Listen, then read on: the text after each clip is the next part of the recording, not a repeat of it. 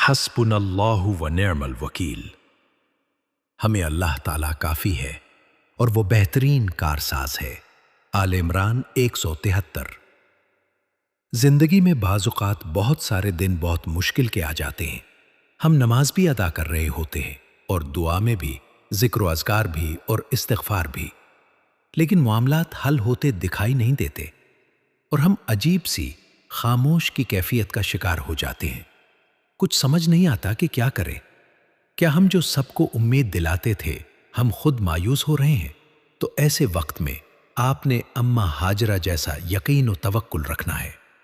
جب ابراہیم علیہ السلام اللہ تعالیٰ کے حکم سے انہیں اور اپنے چھوٹے بچے کو مکہ میں اکیلے چھوڑ کر جا رہے تھے تو اماں ہاجرہ نے سوال کیا کہ ہمیں یہاں کیوں چھوڑ کر جا رہے ہیں؟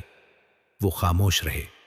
سیدہ ہاجرہ نے 2 دفعہ سوال کیا اور آپ خاموش رہے، اور پھر تیسری بار خود ہی وہ کہنے لگی کہ کیا آپ اللہ تعالیٰ کے حکم سے ہمیں چھوڑ کر جا رہی ہیں؟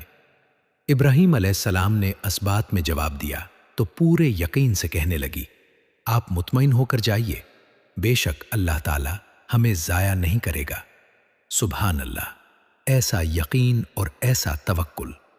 اور پھر اللہ تعالیٰ نے ان کا یقین اور توکل اس قدر پسند فرمایا کہ ان کا ذکر قیامت تک کے لیے جاری رکھا۔ ان کی وجہ سے مکہ کو آباد کر دیا۔ تو پیارے لوگوں، ہم نے بھی زندگی میں ہر حال میں اپنا توکل ایسا ہی رکھنا ہے۔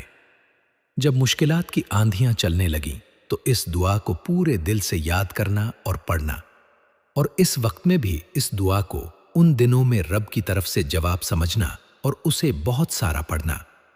جب دل وسوسوں سے بھرنے لگے، جب سوچے تنگ کر دیں تو کہہ دینا، حسبنا اللہ و نعم الوکیل۔